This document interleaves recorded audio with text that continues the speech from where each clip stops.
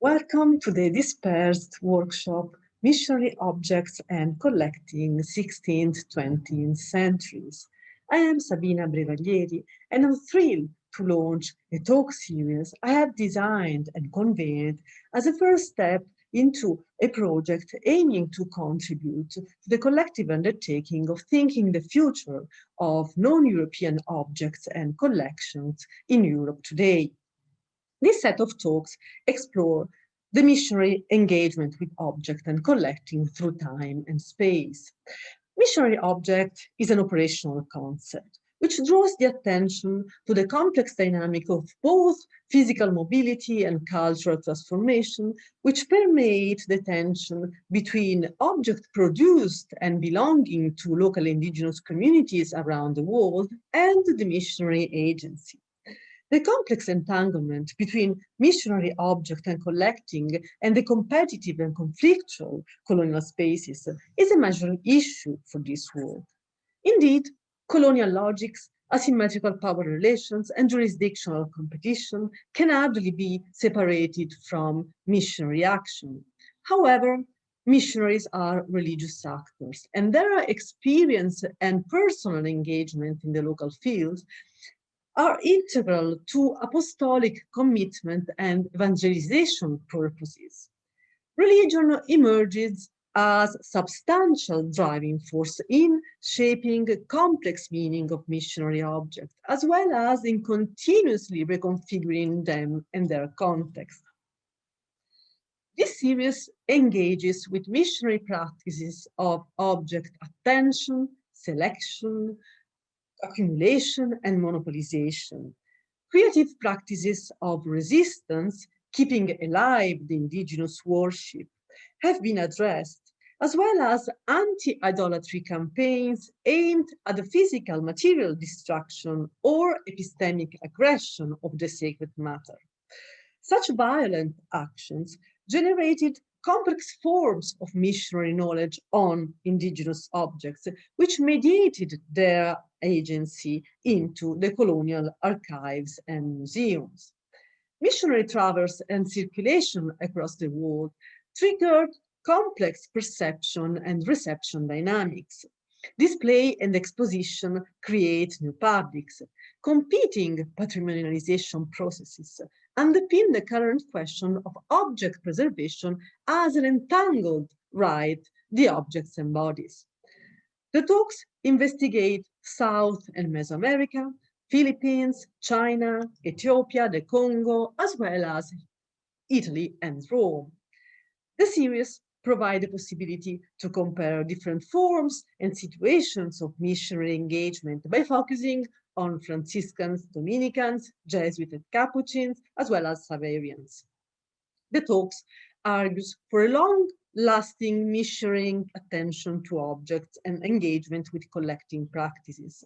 Still existing objects today preserved in European museums are being addressed as material evidence of discontinuous and often invisible dynamics of both eradication and sedimentation, which reconfigure their meanings, uses, and values through time.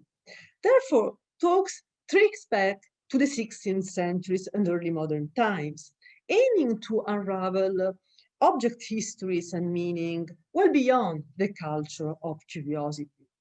Within this framework, the 19th and 20th centuries missionary museological thinking have been addressed, and under-investigated missionary museums imbued with ethnocentric connotation and strong colonial imagination are being explored. These exploratory series concentrate on the Catholic world to draft both an innovative research agenda and new methodological tools, which has to be expanded through comparison and entanglement with other denominations and religions. This dispersed workshop represents an attempt to overcome separation between disciplines and scholarly communities and foster dialogue, cooperation, and partnership between universities and museums. I would like to warmly thank all speakers, institutional partners, colleagues, and participants for such a collective undertaking. I wish you a stimulating visit through the Dispersed Workshop, Missionary Objects and Collecting. Enjoy the talk. Thank you very much, Sabina, for the invitation to present this paper. I also thank Professor Clericuzio for hosting digitally this event. I'm very sorry I could not go to Rome in time, but the times are very strange for everyone. I hope to be able to go to Rome again soon. And I'd like, of course, to thank Loretta Paderni and Filippo Comisi for being here, for allowing me to talk about part of their collection that is so, yeah, well, it's so important for me as a researcher coming from Brazil, and also for my team to be able to do this. Speaking of my team, I'd like to introduce to you Leandro Matthews Cascon. He was here already. Maybe if you, yeah, there he is saying hello. He's a postdoctoral researcher in my ERC project, and a co-author of this paper and presentation. So he's also here. I'm happy he could be.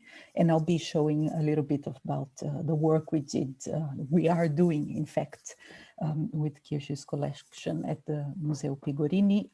And I understand I should no longer say Pigorini, but Museo della Civiltà. So I apologize for all along the paper having written Pigorini. So I will correct this, but just because of historically speaking, I am used to something else. So anyway, thank you, everyone. And well, I will read a little bit and talk a little bit. So this will be a shorter version of the paper that I uploaded last weekend. So in fact, whoops, see, how do I make this? Oh yeah. So in fact, this paper, the research for this paper started with a question that Sabina posed to me in Rome in December 2018, when we met for the first time. She asked me if in the course of my research on early modern collections, the research I did for that book, if I had found any collections or objects collected by or belonging to missionaries in Brazil. And the next day, coincidentally, I had a visit planned to the Museo Pigorini, where I was welcomed very generously by Dottora Donatella Saviola, whose help and generosity I also acknowledge here in allowing us to access the collection many times in the course of the last 2 or 3 years. So with Donatella, we discussed the museum's Brazilian collection and all of its research possibilities. There's a more than a lifetime of possibilities of research there. And that was my first encounter with Kircher's Brazilian objects and my first step into trying to answer Sabina's question. So I started looking into it. And of course, while we can assume with a certain degree of certainty that many of the historic indigenous Brazilian objects presently kept at museums originate from missionary and specifically Jesuit exchanges and network, given the Jesuit importance in Brazil, and I'll talk about it soon. The reconstruction of these early modern collections demand a detailed comparison between primary sources, ethnographic descriptions, museum catalogs, and the analysis of museum objects. So for the case of Brazil, one must start, and perhaps one must start turning to Sônia Doita's 1992 inventory, which so far is the most complete list of indigenous Brazilian collections in museums. She located and listed no less than 191 collections made between the mid-16th and the mid-20th century in Brazil. Of those collections, missionary ones are a little more than a handful and include only one example from the early modern period, that of Father Athanasius Kircher. Doita describes his collection as comprising 6 objects, namely weapons and an apron coming from the Tapuia or from the Kiriri people, and a bracelet coming from the Rio Negro region. The bracelet, she adds, was not mentioned by Bonani in his 1709 publication, a matter to which we will return. Kircher's Brazilian objects have also appeared in 2 catalogs published in the 1980s, in the occasion of the exhibition Índios del Brasile, and in the Museo Pigorini in 1983, and another book coming from the same effort of cataloging Brazilian indigenous objects in Italian museums called A Itália e o Brasil Indígena. So the first catalog included 3 of Kircher's Brazilian objects, a club, a bow, and an apron or belt decorated with seed beads and human teeth. The second book refers only to the bow and to the apron or belt, and I'll come back to these specific objects later in this talk. Now, these are works from the 1980s and 1990s that made an incredible effort and that we still well, have to go to when looking at Brazilian collections.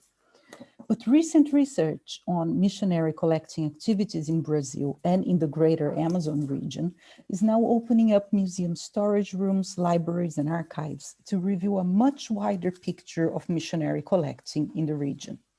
For example, the discovery by Samuele Tacconi of documents pertaining to the history of a mid-18th century indigenous collection from the Upper Amazon adds chronological depth to our knowledge of Jesuit engagements in the area, and offers verified historical and geographical context to a number of objects presently kept at the Museo Pigorini and the Museo Civico Medievale in Bologna. Likewise, anthropologist Rafael de Oliveira Rodrigues has written about the Franciscan missionary Giuseppe Coppi, who worked in missions of the Upper Rio Negro in the late 19th century, and whose confrontation with the Tariana people resulted in his expulsion from the region. This confrontation included the confiscation by Coppi of a number of objects related to indigenous sacred rituals seen by the Franciscans as idols. Coppi's collection of items of idolatry later became part of the holdings of the Pigorini. Influenced by the new historiography of the indigenous peoples in Brazil, this recent literature also complexifies the picture of missionary collecting practices in lowland South America by paying attention to the centrality of indigenous actions and agendas in their engagements with missionaries. In an attempt to contribute to this growing literature on missionary collections, this paper addresses Jesuit collecting practices and choices in colonial Brazil through the case of its most famous example, Father Athanasius Kircher. The aim of the paper is twofold. First, to discuss what might have been the Brazilian objects in Athanasius Kircher's collection, and second, to specify which objects presently kept at the Museo Pigorini may have belonged in his collection. The paper thus moves from past to present, and then from present to past back again, working from a hypothetical Kircher Brazilian collection towards the present-day storerooms of the Museo Pigorini. This movement in time, back and forth, will hopefully prove useful as it allows us to reconstruct the possibilities and reasons for Jesuit collecting in Brazil, reconnecting it at least partially to the objects that still survive in museum collections. So in the first part of the paper, we discuss a selection of Jesuit letters from the 1550s and 1560s, the first few decades of the Society of Jesus in Brazil. These letters exemplify the conflictive nature of Jesuit engagements with indigenous Tupi and other peoples in Brazil, and expose the types of objects that most caught their attention, providing a series of possible pictures of what objects the Museo Kircheriano could have had, either inherited from older missionary collections or received directly from Brazil. In the second part of the paper, we present the entries on Brazilian objects, animals, plants in the writings of Giorgio de Sepi and Filippo Bonanni, and discuss what these descriptions reveal about the inclusion of Brazil and its inhabitants into Kircher's collection. In the third part of the article, we turn to the present-day collection of the Museo Pigorini and attempt to identify which of the objects now ascribed to the Fondo Kircheriano might have indeed belonged to him. We do so based on comparisons between historical and ethnographic descriptions of indigenous material culture and the material qualities of the objects we had the opportunity to see in our visits to the museum. And now in this slide, you see some of us, or most of us, in our visits. Our second visit to the museum, you see Leandro. Next to him, the gentleman in a red pink t-shirt is Filippo van der Velden. He's a Brazilian anthropologist working in Brazil, but also in collaboration with our project. There's me in the middle, and in the third picture, there's Filippo again, and in the back, you see Berber van der Oord. She's an MA student of mine, working precisely with De Sepi and Bonani's collection of catalogs of the collection. So in these visits, we were also able to, together with Donatella Saviola, obtain samples from 3 objects for complementary laboratorial analysis. So we took pictures of everything very carefully. Leandro actually took very careful pictures. You see one of those here of me taking a picture of him taking a picture. So one of those meta things that anthropologists like. And then an image of the samples we collected. And those samples were taken basically from the parts of the objects that had already fallen apart. So when we opened let's say when the objects were presented to us and opened from their cases, the small parts that had already fallen were collected to be used for sampling. And we'll get to that later in the third part of the article. So I feel very nostalgic to working on museum storerooms. It's been so long for all of us. Anyway, I start with the first part, Catholic missionaries in Brazil. So the Jesuit order arrived in Brazil in 1549, when Portuguese King Dom João III sent 6 missionaries to Bahia, together with Tomé de Souza, the first governor of the colony. Under leadership of Father Manuel da Nóbrega, the first provincial of the Society of Jesus in Brazil, Jesuits then began their long presence in the colony, a history marked by the creation of churches, seminaries, and missions, eventually leading to the foundation of cities such as Salvador da Bahia and São Paulo. Their fundamental work in the colony, however, was the subjugation and conversion to the Catholic faith of the many indigenous populations living in the territory. The Society of Jesus, in fact, played a central role in the colonization of the land as creators and drivers of the processes of aldeamento. Aldeias were Jesuit-controlled villages where members of different indigenous groups were forced to live together and undergo conversion, often in the decimentos processes. At first, coastal populations belonging to different Tupi-speaking groups were subjugated into the system of forced labor and evangelization in the aldeias. Soon thereafter, the Jesuits also created missions in the interior parts of the territory, thereby engaging more directly with non-Tupi peoples, oftentimes called Tapuia. Importantly, these 2 terms, Tupi and Tapuia, came to represent a false dichotomy between pacified, subservient indigenous Tupi groups and their contrasting counterpart, the barbaric, wild, and dangerous Tapuia. This dichotomy, moreover, suggested an erroneous and unfortunately long-lasting representation of indigenous peoples as static entities, living on untransformed since pre-contact times. As we will see below, 17th and 18th century collection catalogs often repeated these terms, sometimes substituting Tupi for Tupinambá and vice versa, and sometimes using Kiriri and Tapuia interchangeably, especially in the case of Kircher. A detailed discussion of what these terms meant, and especially what they hid away, is beyond the scope of this paper. For now, suffice to say that the indigenous identity terminology used in early modern collection catalogs deserve further scrutiny as part of the study of the provenance of indigenous objects. So I'm saying we shouldn't throw away the baby with the bathwater, saying, well, those early modern catalogs don't tell us anything about the ethnic attributions or identities of objects. No, I'm saying we have to look at them carefully, how they help to construct certain ethnic identities and not others for specific objects. And Leandro is specifically studying that in one of the papers he's preparing. So we can talk about that later. Back to the Jesuits.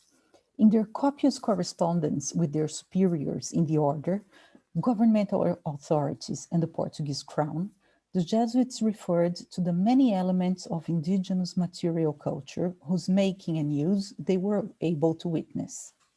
An important aspect of these descriptions has to do with the characterization of indigenous peoples as warmongers, so that weapons are an often recurring element in the narratives.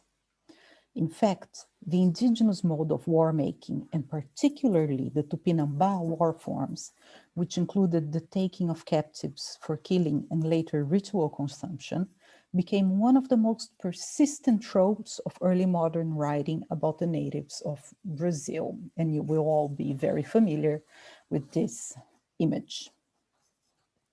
In his introduction to the monumental compilation of Jesuit documents pertaining to Brazil, Serafim Leite summarized the priest's early portrayal of Tupinambá peoples as, open quote, and this is Portuguese, sempre têm guerras com outros e andam todos em discórdia e comem-se uns aos outros. Os gentios põem a sua bem-aventurança em matar os seus contrários e comer carne humana e ter muitas mulheres. So basically, the indigenous peoples are warlike. They like to fight with each other. They fight each other all the time. They eat each other all the time, and they are happy in doing so and in taking many women. Moreover, he continues, anthropophagy is not limited to ritual killing and consumption, as when they are old and dying, indigenous peoples ask for human flesh, and if you don't give it to them, they die unconsoled. As a matter of fact, and unsurprisingly, early Jesuit writings about indigenous Brazil are loaded with references either to the ritual, festive, or funerary consumption of human flesh, and to how conversion to the Christian faith was therefore not only necessary, but also particularly difficult to achieve. So this is also a very common trope in early Jesuit writing about Brazil, the difficulty to convert and keep them converted, especially. So in this context of describing war, it is not surprising that weapons such as bows, arrows, spears, and clubs are mentioned by the Jesuits, and as we will see, became part of early modern collections made in Brazil.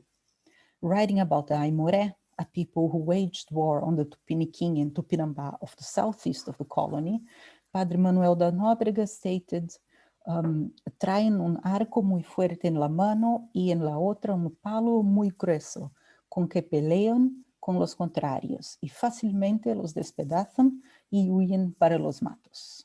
End quote.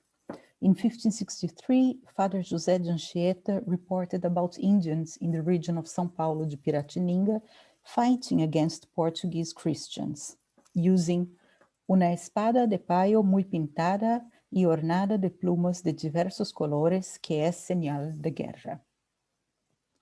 He also mentioned a similar painted wooden sword decorated with feathers with which the warrior can break the enemy's skull.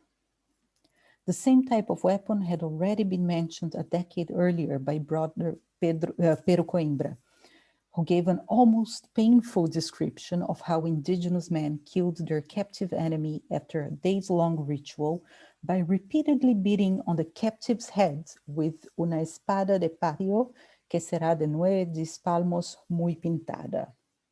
And this image might also be somewhat familiar. It's taken after Jean Villery, and here you see bit of a grotesque yet persistent depiction of a Brazilian indigenous person with one such wooden sword, or actually a club decorated with feathers.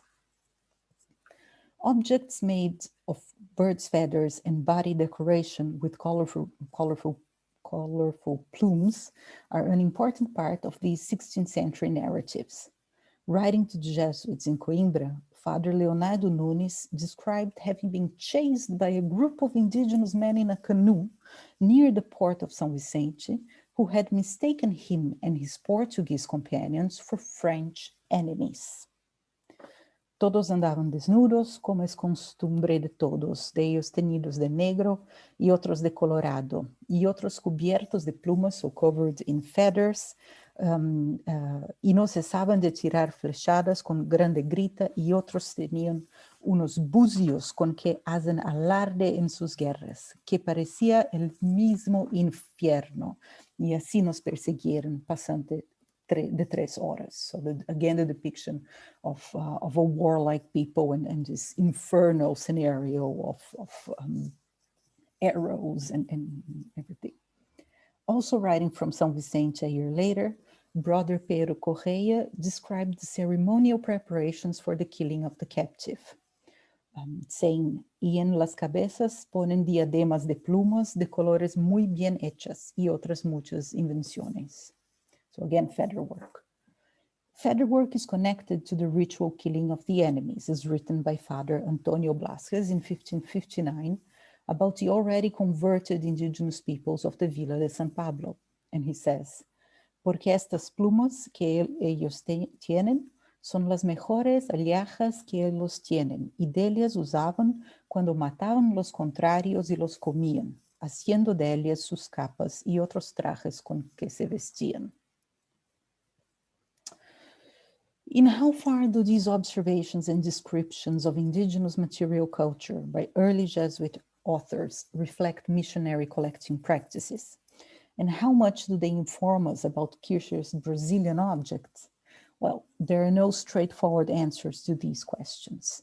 Yet, these early Jesuit letters and later the scholarly reflections by Serafim Leite and Florestan Fernandes, among many others, about their historiographical and ethnographic potentials, allow us to visualize the types of objects that caught Jesuits' attention, which was of course determined by their prominent place within indigenous ritual practices and warfare. I go to the second part of my presentation.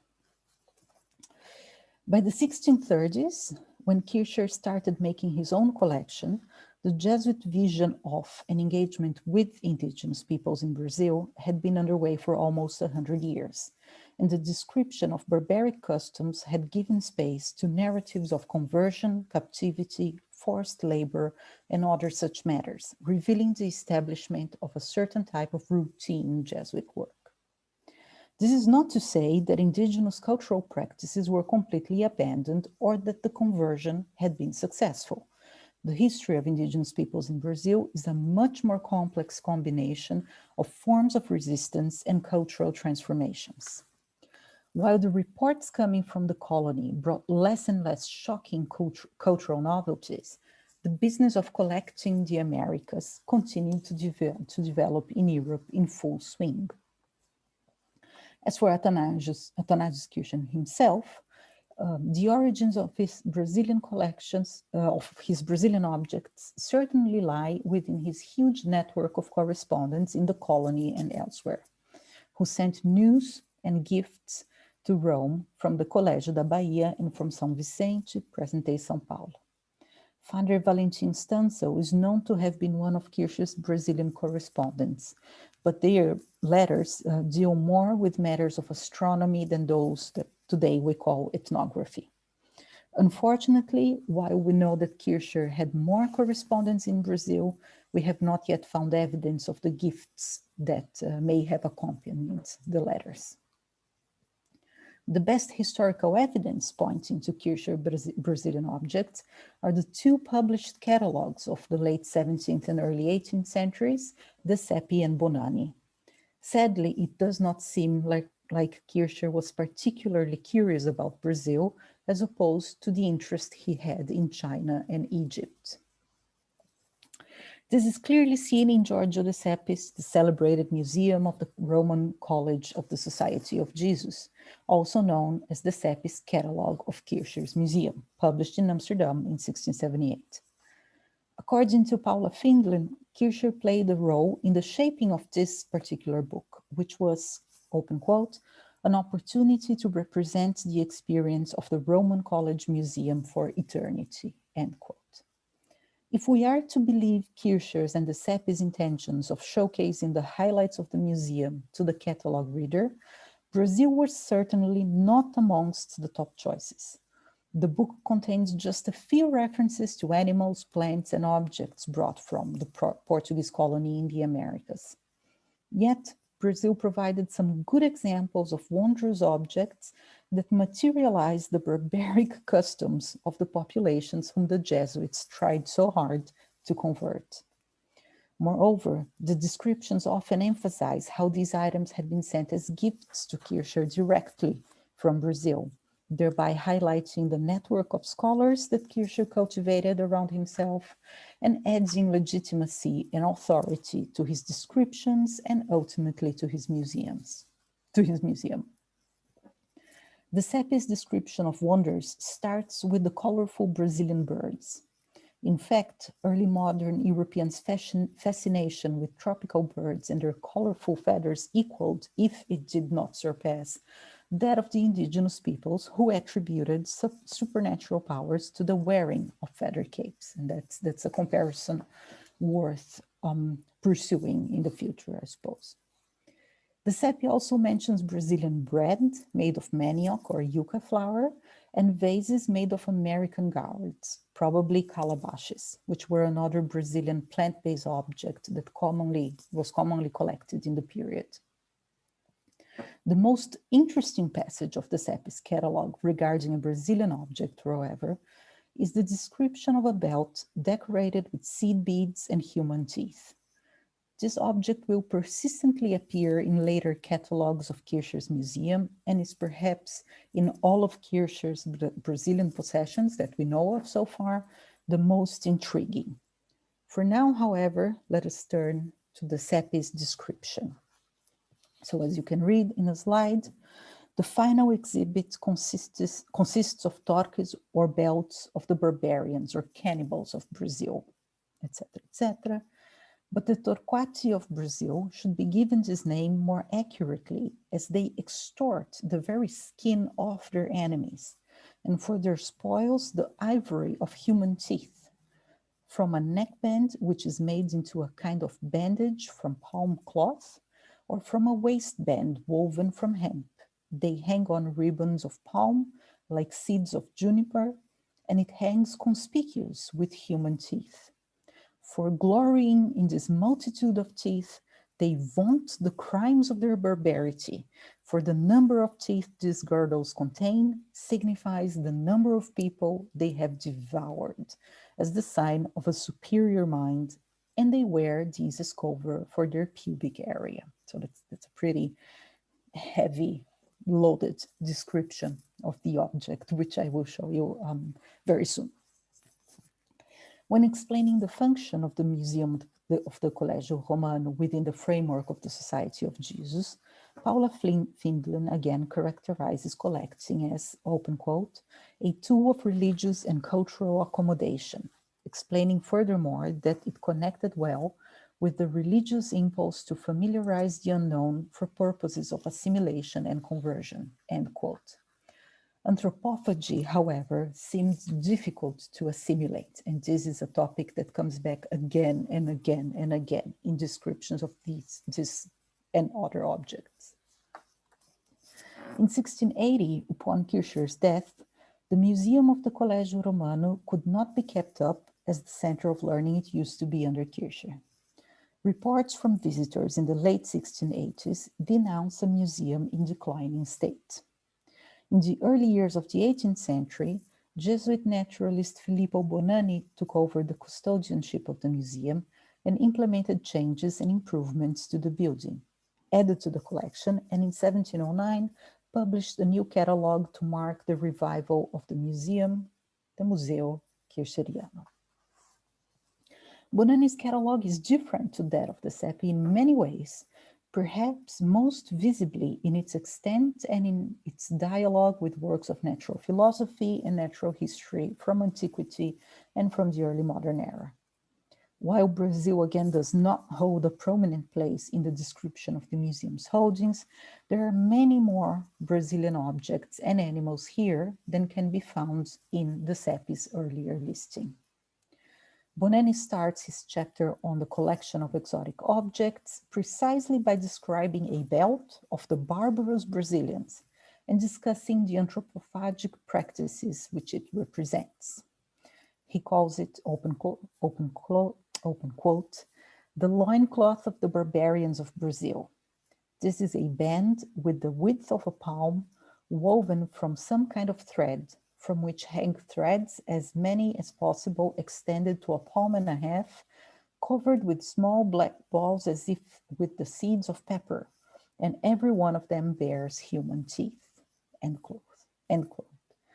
He goes on to question whether or not the teeth could really represent the number of people the wearer of the belt or the maker of the belt had actually eaten, thereby diverging from de Sepi's narrative. So the question seemed to be, what do these teeth really represent? And I suppose you will see very soon in the third part that the question also persists to us as researchers today.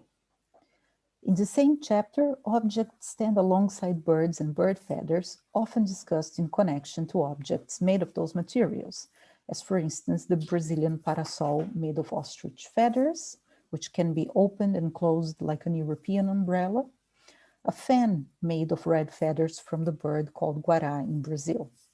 The parasol must have come from a location other than Brazil, as this type of material culture was not found amongst indigenous peoples of lowland South America. The fan made of red feathers, however, could have been one of the many types of feather work, such as headdresses, capes, arm or leg ornaments, necklaces, etc., produced by indigenous peoples and eagerly sought after by 17th century Europeans as collectibles. Bonanni's attention to birds and featherwork in general, from Brazil to Mexico, clearly indicate the awareness and involvement of Kircher and Bonanni with the collecting spirit of their time, their access to the most prized items in the collecting market.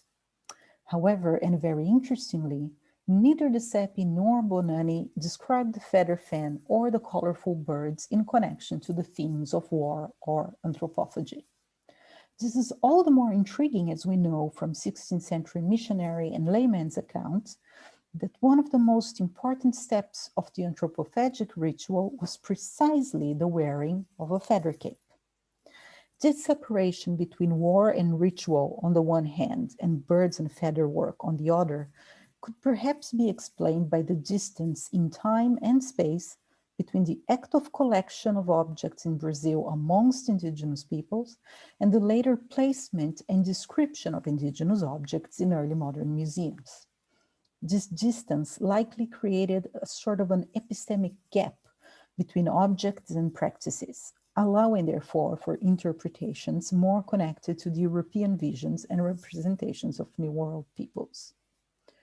The difference between how early Jesuits wrote about indigenous objects, feathered or otherwise, and the way de Sepi and Bonanni wrote about them is furthermore proof of what Davide Domenici has shown for the Dominican records about Mexican objects, that is, the existence of, open quote, a variety of meanings attached to Amerindian artifacts in the diverse cultural and political milieu of early modern Europe, end quote. Brazilian indigenous objects reappear in Bonanni's section Arma Barbarorum Diversa. Here, clubs, axes, bows, arrows, and spears are described for their material composition, their naming, and their use by the barbarians. First, two clubs are presented, which are made of a black and heavy type of wood called japema and used by the Tapuia peoples of Brazil. They, open quote, sometimes bind a small bundle of feathers to their end, an ornament they call atirabebi and yatirabebi, end quote. This is a quotation from George Markgraf's description of the tapuia in the Historia Naturalis Brasiliae, a book to which Bonani often refers, and reconnects Kircher to the writings of the early Jesuits in Bahia and São Vicente, reporting about wood swords with feather decorations. The narrative then continues with detailed descriptions of spears, bows, and arrows, including their names in Tupi language and some information about the circumstances of their use. In this section, it is remarkable how much Bonani deviates from de Sepi's listing and incorporates information from Markgraf, especially the Tupi names of birds and the names of objects. One last Brazilian weapon is worth mentioning here, as it exemplifies, perhaps painfully, the practical, real-life ways in which the Jesuits learned about, reported on, and came to collect indigenous objects. Open quote, he describes an American club of the barbarians from very hard stone, fashioned in the manner of optic lenses so that it forms a rhomboid. And because of the thickness or density of its body, a blow increases the vibration. In an opening excised in the middle, a wooden handle of 3 palms long is inserted. She, the club, is venerable because she opened the entrance to heaven for one of our missionaries, the next having been broken open, as Kircher reports in his museum, page 34. The next sentence, Bonani goes on to add that with the same veneration is preserved the Japanese javelin, with which some from the society had been beaten upon the head. So some cultural comparison there. Despite the tragic circumstances of the victim of the Brazilian club, better described as an axe with wooden handle, this passage exposes an important aspect of missionary collecting in the early colonial times, namely their lived experience amongst indigenous peoples. Missionary writing, when read with the right amount of historiographical skepticism, is an important entryway into indigenous worldviews. Such writings can be used as documentation that helps our understanding of the objects we find in museums today, therefore having the potential to bring us closer to what indigenous realities might have looked like during the early colonial period. Likewise, missionary writing and missionary collections help to write more balanced histories of collecting, where missionary involvement with native societies is part and parcel of an unequal, oppressive system of domination. Sabina was just talking about this. And yet, in the same scenario of inequalities, missionary documentation and its accompanying objects, when we can find them, also help to reveal indigenous peoples as historical agents and missionaries as intermediaries who had to make choices and sometimes were the victims, quite literally, of indigenous actions. So now I go to the last part of my paper. I hope I'm not going on for too long, but now this is the good, well, also good part. That's where most of the objects will be seen. So the current inventory of the Museo Pigorini currently ascribes 6 Brazilian indigenous objects to the Fondo Kircheriano. In our research visits to the museum, we were able to see and analyze 5 of them. The Kiriri ball, so the third one here in this list, being the only exception that we could not see. We were able to collect small samples, as I had mentioned earlier, from 3 of these objects, namely the first one, the bag, the second one, bracelet or necklace, and fourth one, belt or apron. Object 3151 seems to be a cargo bag, saco cargueiro, made of palm fibers and manufactured using the wrapped work or enroulé technique. It measures roughly 60 by 46 centimeters. Bonani described a small bag with a wide opening terminating in a sharp point, extending almost 4 palms, made from cords often entangled with each other like a net in Brazil, where the inhabitants call it aió. This corresponds roughly to the dimensions and to the format of this bag 3151.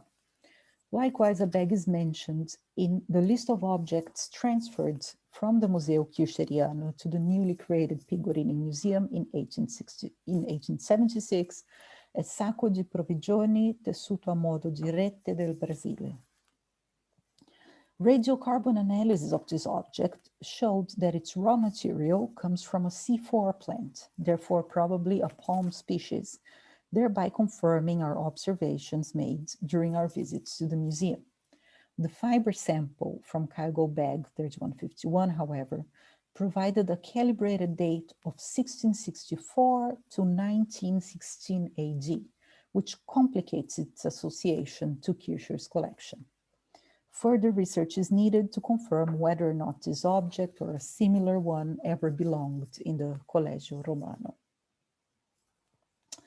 Object 3153 is composed of 35 white pendants made of the same material, most probably a gastropod shell, all tied to a thick cotton string composed of 4 intertwined strings. Each pendant has roughly half a centimeter in width and 2 or 3 centimeters in length.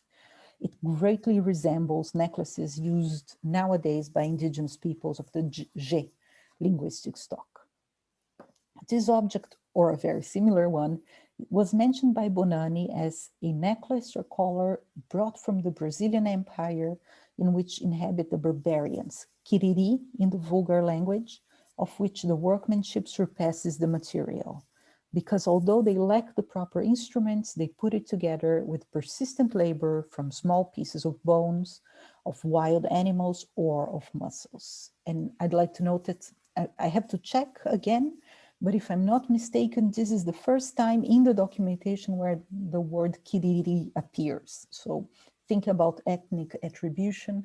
It's very important to try and find out why Kiriri appears here in Bonani and not before.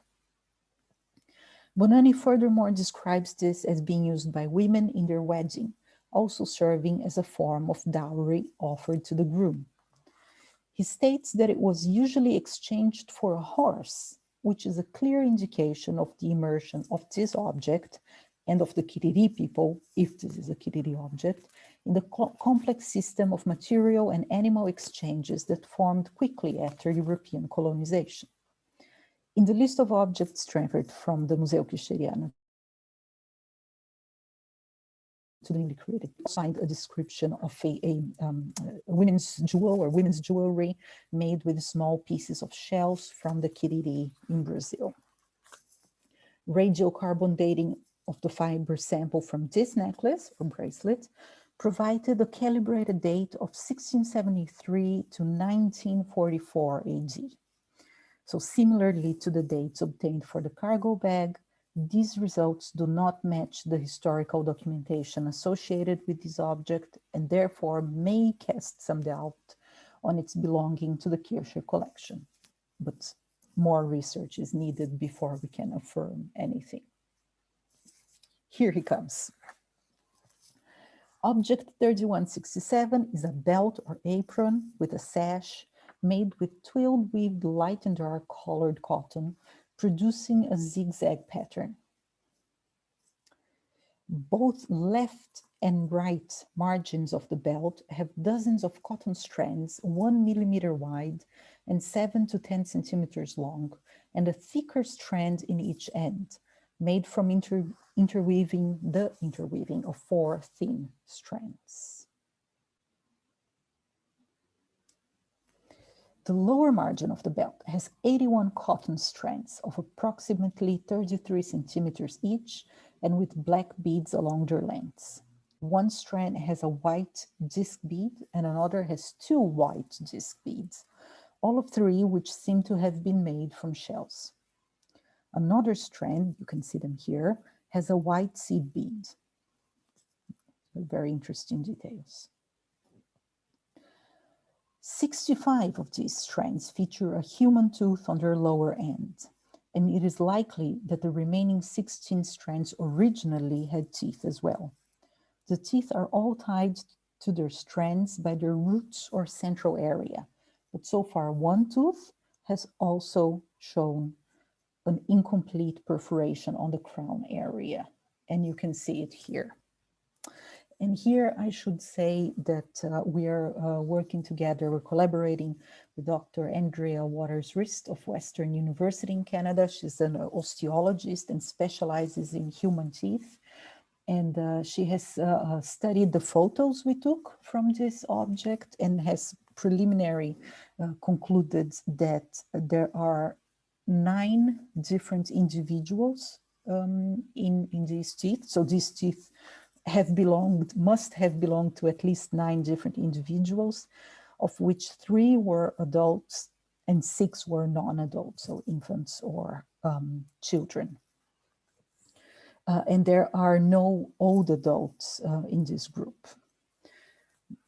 This is complicated, we can talk about it.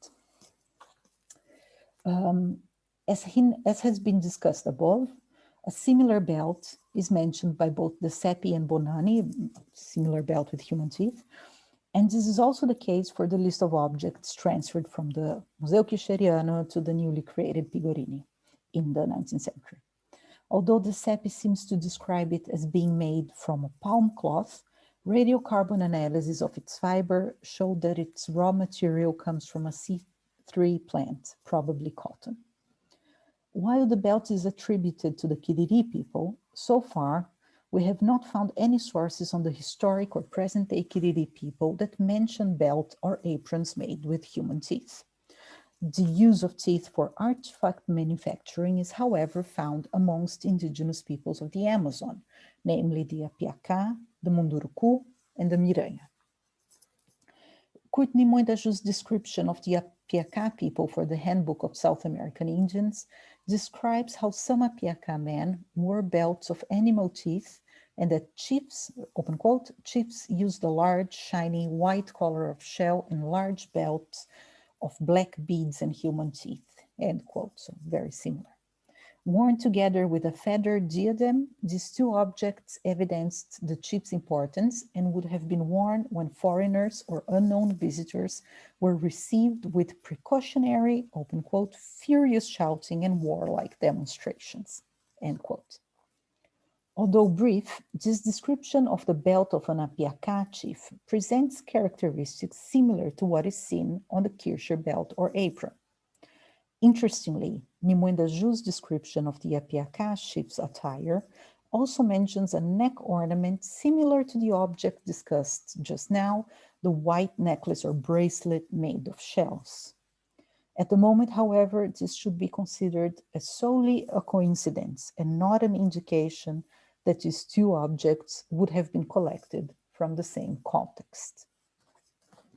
Although Nimoy-Daju does not discuss the origin of the teeth, which would have composed an Apiacá belt, the author states that the teeth found on the Apiacá women's necklaces came from enemies that were the war trophies of their spouses, indicating the relationship between artifact manufacture, ritualized warfare, and trophy hunting.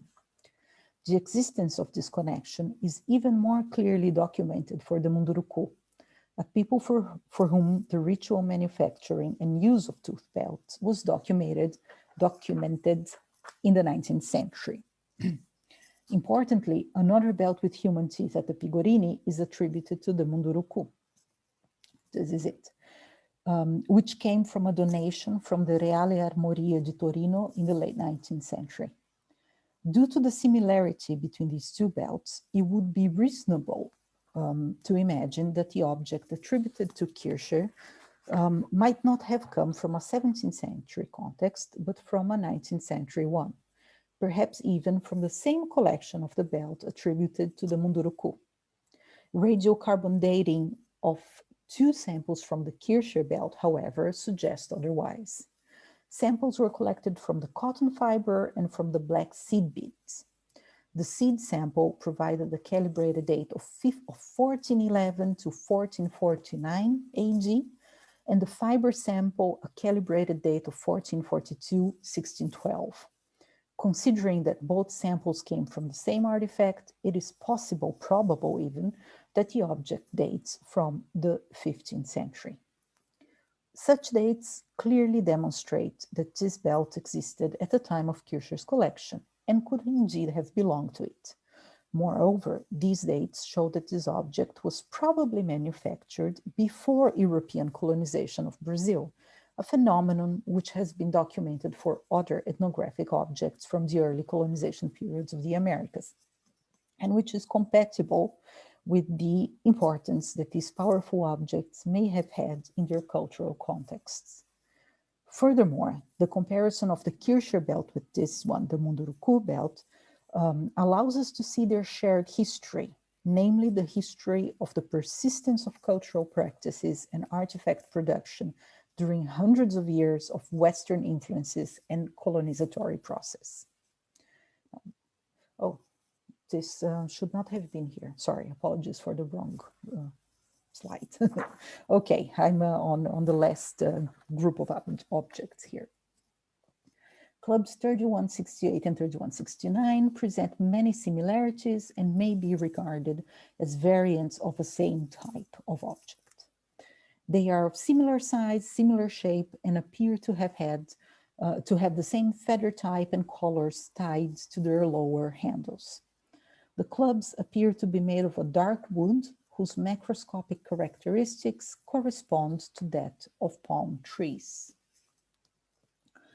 Regarding engraved decorations, both clubs have different patterns on their upper extremities and lower handle, and only Club 3169 has engravings along its middle section.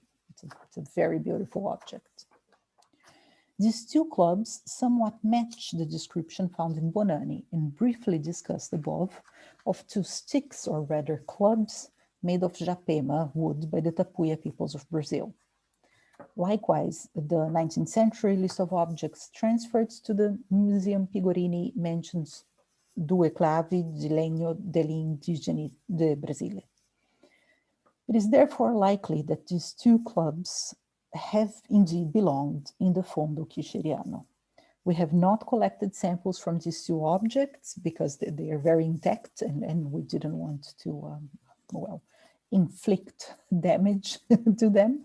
So, but radiocarbon dating may still prove useful in determining this object's age. Now to conclude, finding Kircher's collection, what now? So in this paper, we have discussed the Brazilian objects in Kircher's collection from three different perspectives. First, we started by exploring Jesuit letters of the first decades of colonization, which allowed us to identify the types of objects that caught Jesuits' attention and that could have made their way into 16th and 17th century collections in Europe. It has become clear that indigenous warfare and ritual anthropophagy, while being the main challenges and motivators for the need of Catholic conversion, were at the same time the topic of fascination that led Jesuits to describe clubs, axes, and featherwork in beautiful detail. These descriptions become very useful for the analysis of clubs, axes, and featherwork in present-day museum collections, helping to identify techniques of production, materials used, and provenience. Secondly, we presented the items classified as Brazilian in the writings of Giorgio de Sepi and Filippo Bonani, discussing the similarities and divergences between both, and highlighting their understandings of war and anthropophagy as materialized in those objects. Finally, we presented and discussed 5 objects from the collection of the Museo Pigorini, which are attributed to the Fondo Kircheriano. We compared them with historical and ethnographic accounts in terms of their material properties, and in 3 cases, we collected samples that were analyzed for radiocarbon dating at the Oxford Oral Lab. The results of the C14 analysis allow us to date one object, the belt with human teeth, as being from the 15th century, thereby predating not only Kircher's museum, but also the arrival of the Portuguese in the New World. The analysis of 2 other samples resulted in less specific dating, ranging from the 17th to the 20th century. None of these results is in itself enough to determine whether or not an object has belonged to Kircher. For this reason, this paper is only a first step in the reassessment of this group of objects, and more research is necessary to establish provenance and provenience with any degree of certainty. This includes taking on the challenge of Kircher's copious correspondence, expanding ethnographic comparisons of the objects, and looking further into the possibilities of laboratorial analysis. We hope to be able to continue this line of work in the years to come. We thank you very much, and here I acknowledge our funder, the ERC and Leiden University. Thank you very much. Good afternoon to all, and I would like to thank the committee for inviting me to speak at this conference, and of course to congratulate Dr. FRANÇOZO on her painstaking and amazing research, which taking step from the historical sources on Jesuit mission and collecting in Brazilian colonies, and then to the Fondo Kircheriano collection. By carefully analyzing the sources, in fact, she first figured out an ideal collection and focusing then on the figure of Father Kircher. The further step, i.e. to establish which object of the Jesuit collection are still existing in the Museo delle Civiltà, Museo Pigorini, therefore is well supported on this specific approach. From a methodological point of view, I found it interesting that this analysis shift from the past to the present, and again from the present to the past, developing the diachronic anthropological approach that I never considered before, but I think it's very interesting and also appropriate for this kind of research. A relevant part of Dr. FRANÇOZO's research relied on the study of archival documentation. In particular, she analyzed a selection of letters written by Jesuits between the 1550s and 60s, i.e. the first few decades of the Society of Jesus in Brazil. Through those letters, she provides a series of pictures of the object possibly contained in Museum King of Kircher, underlying that this object might have been arrived to Kircher himself through his huge network of correspondence in the colonies.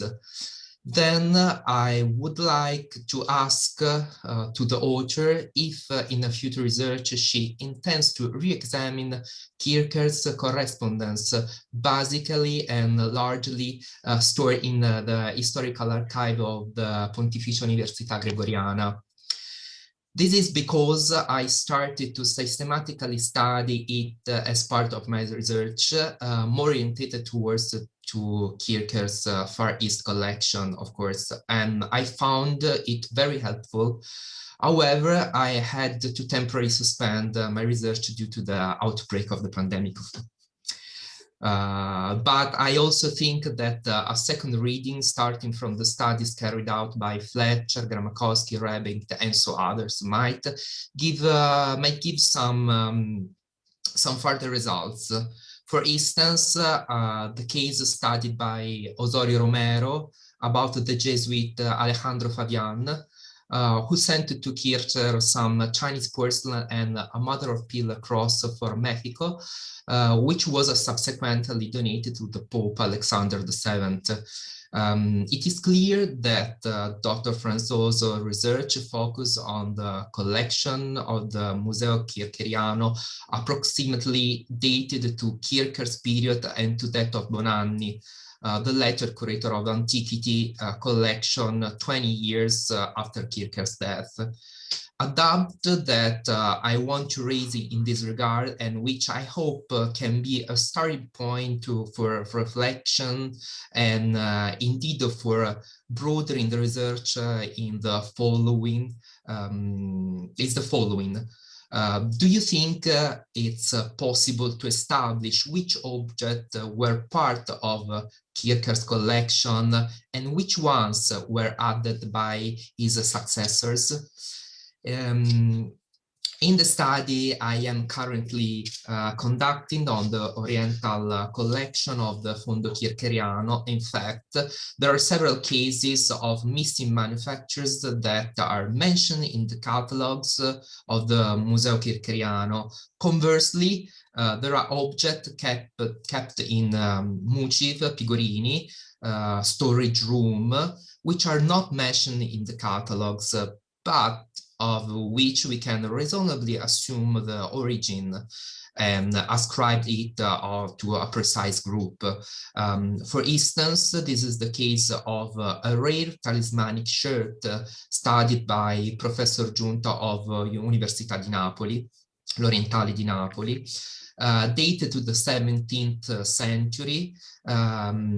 In the second part of the 19th century, the abbot Michelangelo Lanci affirmed that this shirt belongs to the Museo Kircheriano, and that it was collected by Raimondo Montecuccoli, the commander Raimondo Montecuccoli in Turkey.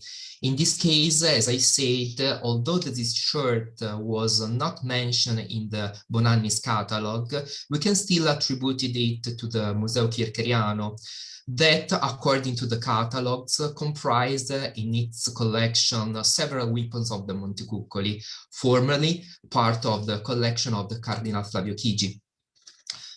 Another example that can be quoted is the one regarding the robes of Cardinal Charton Maillard de Tournon, recently detected by me, which could be wrongly ascribed to the Fondo Kircheriano. I say Fondo and not museum. I want to underline to the Fondo Kircheriano. In this case, I found the documentation attesting that the robes ended up in the museum as a result of an exchange between the Casanatense Library, previously part of the collection of the Museo Audifredi, and so which Casanatense Library and Museo Kircheriano, directed by Luigi Pigorini. Unfortunately, this kind of documentation is not available for other items, not for every items. So furthermore, particularly, I want to point the attention on a particular important phase of the Museo Kircheriano, includes the transfer of a large part of the ethnographic collection to the Museo del Medioevo e del Rinascimento per lo studio dell'arte applicata, which is better known as the name of Museo Artistico Industriale after the 1876. Sorry. Therefore, identifying materials that for antiquity could have been identified like part of the Kircher collection, i.e. the Tournon robes, was therefore possible by analyzing the documentation, a kind of documentation that is chronologically very recent, without considering that during the period of De Ruggiero direction, a two-part catalog of the Museo Kircheriano was compiled. The first part is well known, while the second part is still unknown, lying in the Roman archives. So we have to, or we hope to find it. According to this simple consideration, the invitation I'd like to address to the scholar is in carrying out an analysis of Museo Kircheriano, not to focus only on the Museum of Kircher and his immediately successors, but to broaden the field of investigation also to the history of the museum in its entirely unity until its final closure in 1913. This, in my opinion, could offer numerous further points of investigation. Thank you.